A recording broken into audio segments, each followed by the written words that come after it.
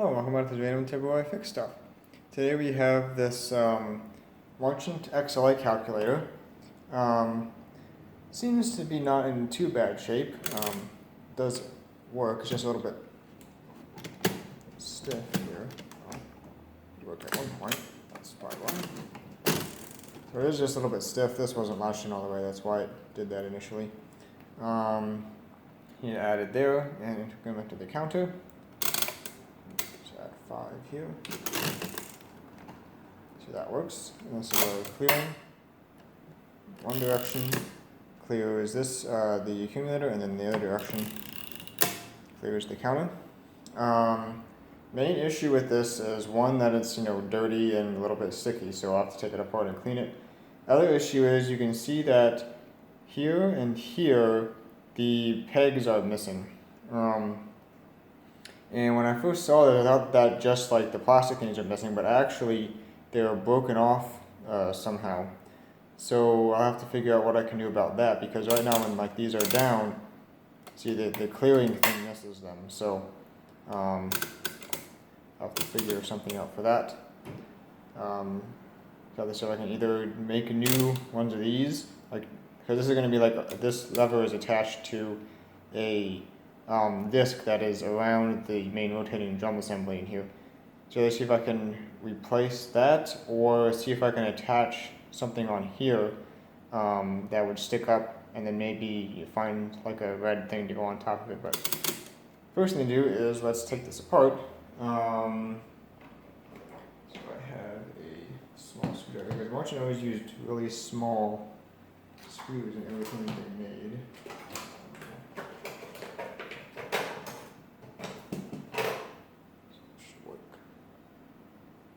See how many screws I'm missing, because usually some of these screws are missing. So there's going to be 2 in the front here. It's actually kind of a long one.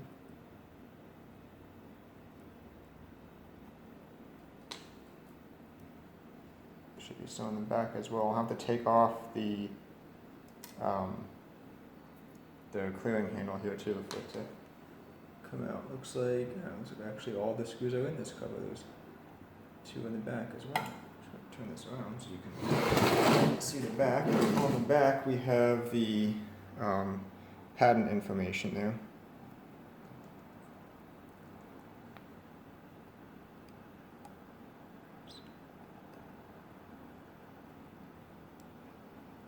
A little bit hard to read. Usually the latest patent date on these is 1924. I think it's the same one that I have on my Marchant EA. So this should be loose now, I think. Spin back around and take off that clearing thing. I have a sufficiently small socket that I can do.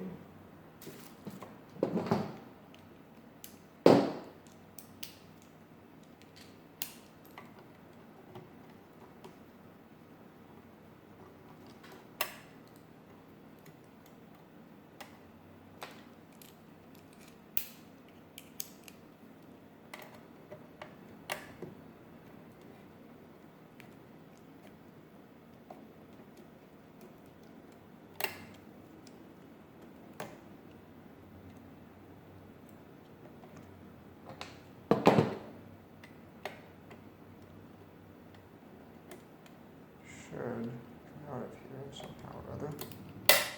There we go. Now this should come off, I believe. If there's anything else holding it in.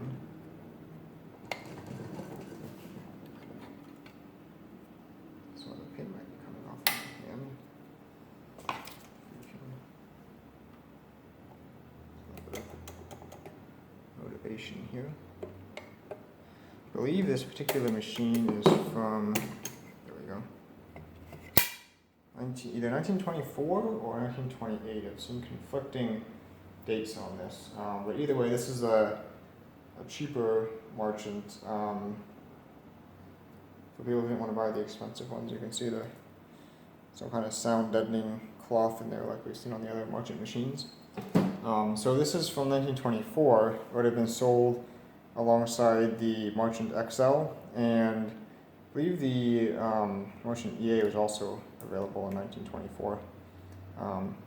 Definitely would have been a much more advanced machine than this. That's the electric automatic multiplication one that I've done a previous video on. Also, this would have been sold alongside the, maybe they had the K series at that time, which are basically a Marchant XL with a keyword on the front of it. And then later they modified that design, added the motor and the multiplication for the Marchant EA. But anyway, this is definitely like the lowest end that Marchant had available. So we got that off. You can see it's pretty dusty in there. Move on to taking this off. And actually, this machine does look pretty complete. I do see, the screw doesn't look like it's in quite right. It might be stripped. But I do see all of the screws are in this bar. Usually there's at least one or two missing. And all of the decimal, well, they're there, but they're stuck. The decimal point slider things. Take these out. I think the issue is this bar is under some kind of tension. That's why it doesn't want to come out easily. Yes, some of the paint is flaking off, but it's really not too terrible. I think my Marchant XLA had a much worse paint job than this did. This is the modified pinwheel, or oops, let's go backwards. I messed that up. This is the modified pinwheel, or adapting segment, they also call it, mechanism, where instead of on a regular pinwheel calculator, where the different number of pins stick up on this drum. So like if you have one pin will stick up when the drum rotates around, it increments this forward one position. And then, like if you have 5, then 5 pins stick up, and it's the same idea. On this one, however, this screw is definitely bent. And on this one, however, there's just one solid tooth segment, which you can see here in a minute once I finish taking this apart. That screw is definitely bent. And depending on which position you set the slider in, determines when the tooth segment rises and falls. So if you only have one, then the tooth segment will remain, retracted into the drum as it rotates around until it gets to the very last position. And at that point, it will rise up, and then the last tooth of the segment will catch with the tooth on the accumulator gear and drive it forward one position. Same thing if you have like 5. This is looking for me. If you have like 5, it'll rise up at the right time so that 5 of the teeth on the segment engage.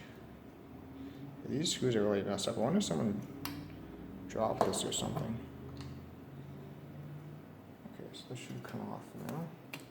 Yes. Got some more sound deadening on the side. Okay, so this is mostly apart now. Let's see the mechanism in there. I might try to take this off. I'm not sure.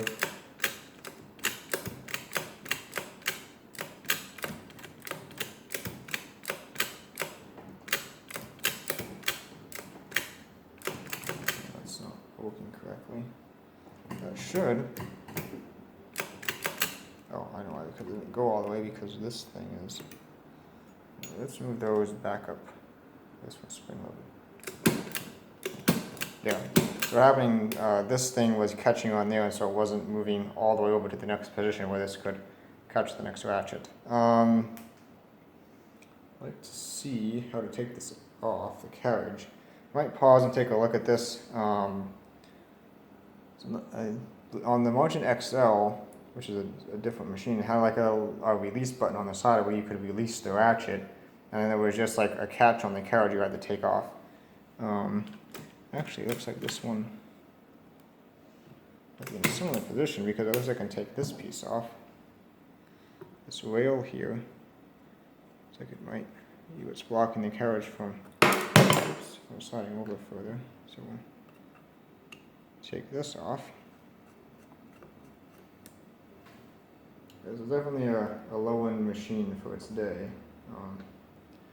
Compared to like the XLA, and if it was sold in the late 20s, it would have been sold alongside the EEG9, and that one is definitely much more advanced. That's got automatic division and everything, which I've demonstrated in a previous video.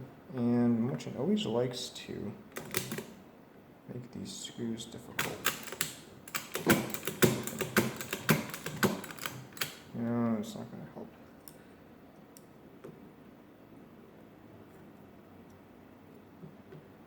So if we can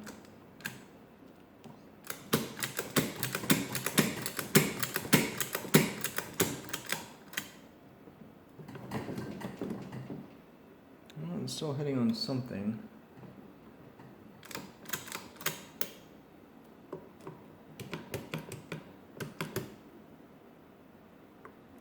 I need to get this wheel out of here. So we decided to make it difficult. This metal bar here is in the way of this screw, but I think we pretty much got it now. It should come off. This is still trapped, so I'll probably have to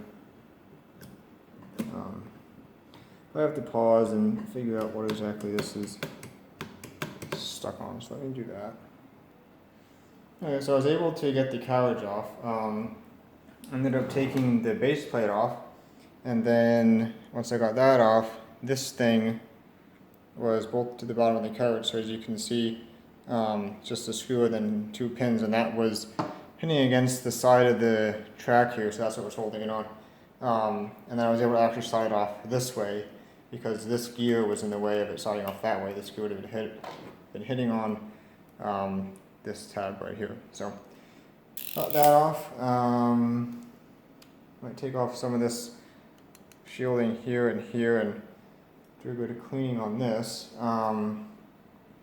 That out of the way, we can see the ratchet mechanism down here. So this is the spring-loaded catch that holds it in place based on these ratchet points right here. So that springs up into one of these to lock it in position. And then this thing, you can see it's got a little peg that rises up. You can see that or not, but based on the direction. So like when I pull this way, this peg rises up and pushes it that way. And I push it this way, this peg rises and pushes it this way. So not super complicated. Tracks are definitely dirty, so I'll have to clean up the tracks. See if I can get this out. Actually, it looks like these are just attached to the bottom is one solid cast piece, and it looks like these pieces are just attached to it. So I have to look at what exactly holds them on and see if I can take the sides off to get this main drum out. Maybe take it apart, clean all these, and then take a look at the broken ones and see what I can do about those. Just rotate around. Yeah, so take a look at. I did take a screw out of here, but this gear still doesn't want to come off. So not sure what else is holding that on. I think maybe now, actually, I can get a wrench on this perhaps. It actually doesn't even seem tight really, so I'm not quite sure what exactly is holding this in here. It's too tight to turn by hand though. So maybe it's just, old grease or something holding it in place. I'm gonna try and work on that and try and get these sides off, and we'll figure out from there.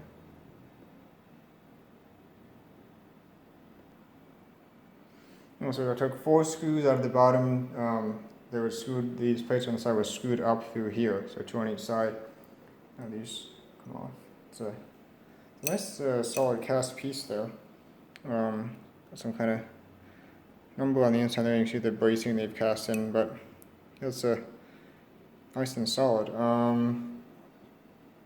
Don't think these are aluminum. I know on some of the other Marchants these side pieces were aluminum, but these ones don't really look like aluminum. Based on the darkening, it looks either probably like cast iron. So Actually, maybe at the time cast iron was cheaper than aluminum, I guess. 'Cause I think aluminum takes massive amounts of electricity to purify it, which in the 1920s I think was more expensive to process than steel. But anyway, so this is off now. Not sure.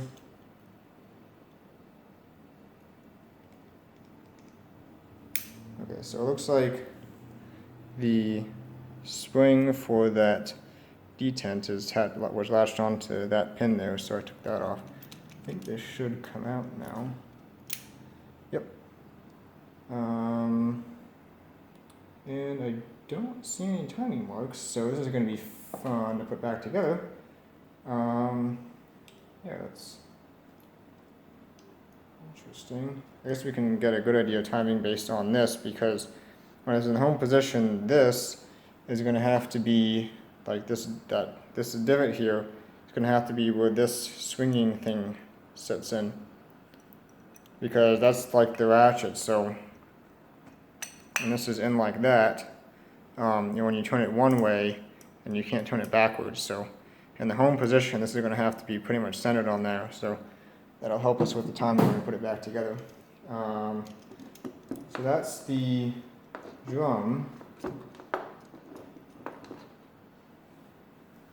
The drum taken out. Take a look at this side.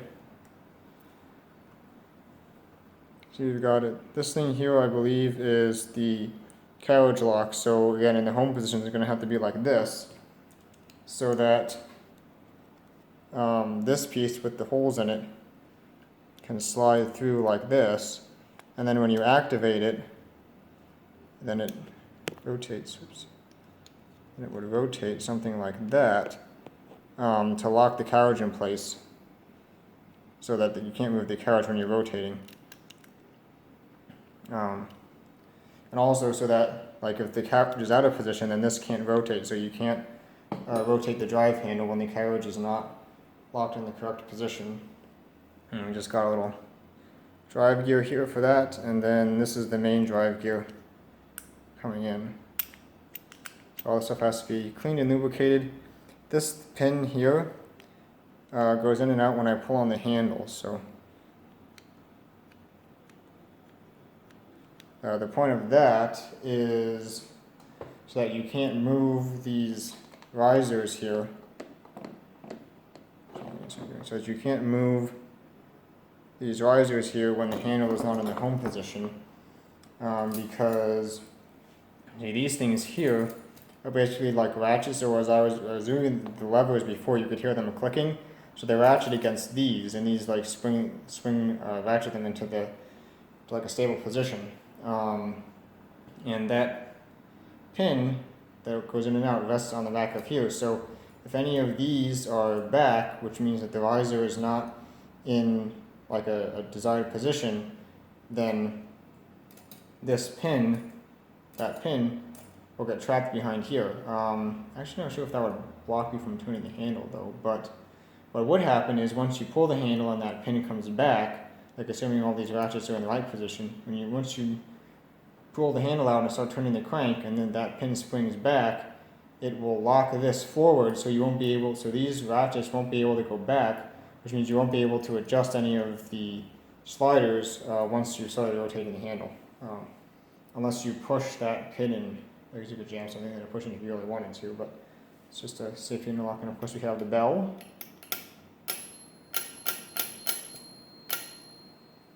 Every good calculator has to have a bell. So yeah, that's basically about it. This is not a super complicated machine. We basically stripped it basically down. Oops, that's not good, because now see all the springs on the back here, these ratchets, and this one looks kind of messed up. That's interesting. I wonder if someone was trying to put some extra tension on that one. You can see what I'm doing. This one here. So each of these ratchets has a spring, which looks like it's supposed to be in those holes there. And then the spring on the back of this whole assembly on this pin looks kind of messed up, like someone was trying to get some extra tension on it. That's supposed to be, looks like in this hole there. That should be easy to fix up later once you put the drum and everything back in. The main thing is to clean this up, so I'm going to start working on cleaning this up, getting all the grime off of here, clean the carriage rails, and I'm also going to see what it takes to get this apart. I see a nut on this end, so maybe we can just unscrew that and start sliding these off. And now the spring just fell off for this guy, this ratchet guy. So it shouldn't be too complicated to put back on. So, not the ratchet guy. That's the clearing mechanism. So that spring is the clearing mechanism to the home position. Anyway, so let me start taking this apart, clean this up, and see where we go from there. Okay, so I got some of these off, the discs on the plate, and all that these discs are is just a round, two-level round disc. You can see the space in between them there, with these guys on, and these are the carry, I think they call them dogs. One also has another thing on this side. So basically what this does is, as the drum turns around, if any of the carries on the back of the register are set, which are these guys, see if I can, wrong way, nope, it's not going to let me,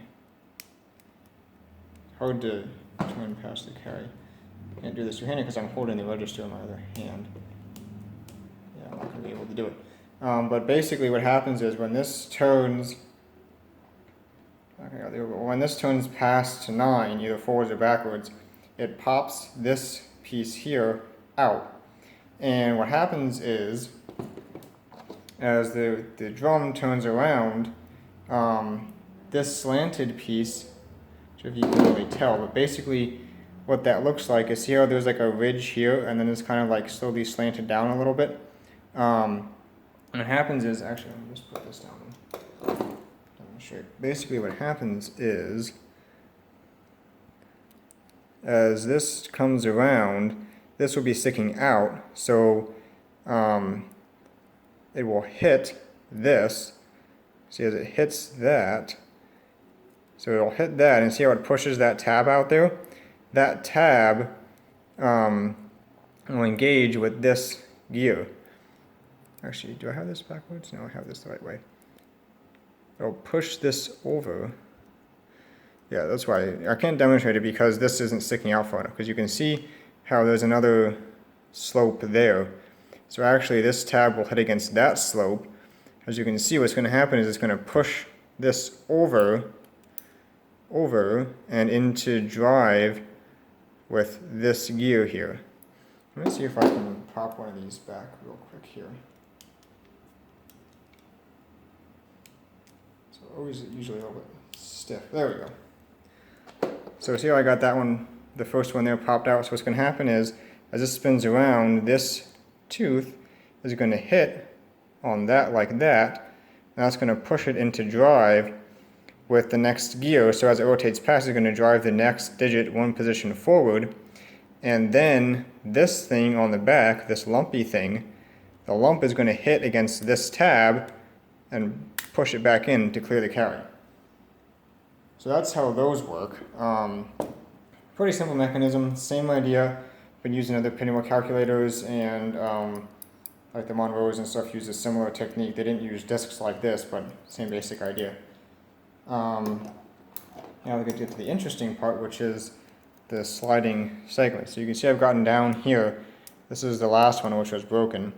You actually see these right on ball bearings, which I didn't realize. So you can see the little tiny balls in there. That's pretty cool. I didn't think, usually these calculators don't use ball bearings at all, so it's kind of interesting that they went through the expense to use balls in there. I hope that when I take this off, the balls aren't going to fly everywhere, because it looks like they're not caged. You can see as I rotate this around, the balls kind of, move around, and there doesn't seem to be any kind of cage. So anyway, basically what happens is, let's move this to a position. Probably the rising segments would be down at the bottom somewhere. So this is what you're going to set your digit on. So say I have it set here. And then the drum is going to rotate around. You can see how the segment pops out.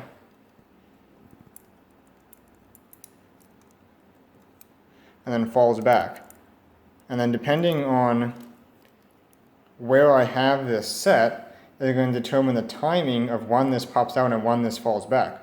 So if, for example, I have it set, say here, and I rotate this, it pops out at that point, and falls back at that point. So maybe that timing, so if I suppose that my register is, for example, right here, then it pops out there and most of the teeth are going to engage.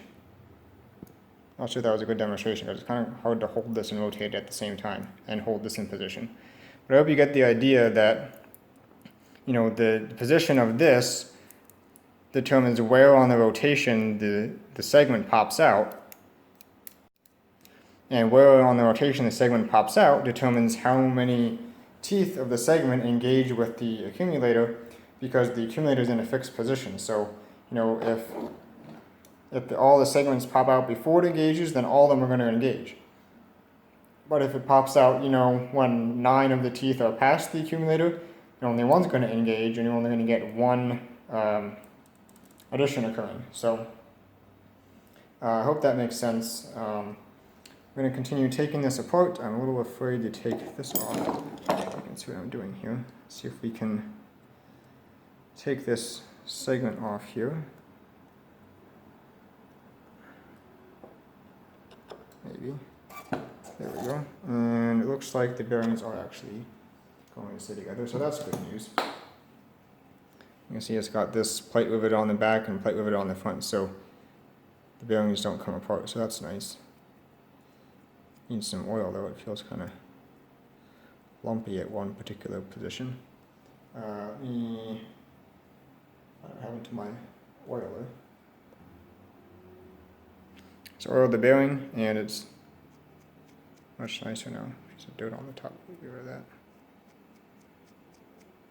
I don't really feel that lumpiness anymore. Maybe a little bit there. Of course, it's probably because it's also too because I'm not holding this straight. You know, I'm just putting pressure on, you know, at one point in the bearing, so it could be, you know, throwing it so it's not like equal pressure all the way around. So that could be part of the problem too. But either way, it feels nice and smooth.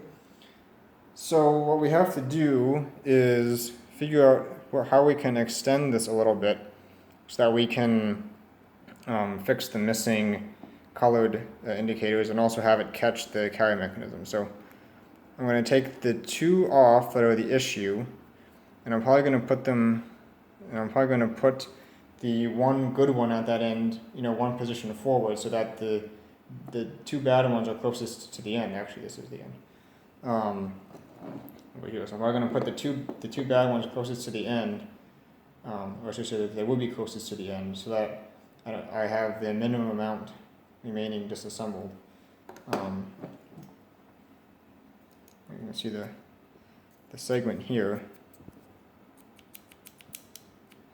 So looks like this cam here, this smiley face thing, rides on this pin, and you know, when the smiley has a divot, it pushes it down. When the smiley has a lump, then it pushes it up, and that's what controls it. So not super complicated. This is actually an improvement on the original pinwheel design, because the original pinwheel design would have had, you know, individual pieces for each individual pin that comes out, and this, you know, only has what, 1, 2 pieces for the pinwheel mechanism. So definitely simplify that mechanism quite a bit. Also help the Marchant avoid a patent war with Odno. Anyway, let me take the 2 bad ones off of here, and we'll go from there.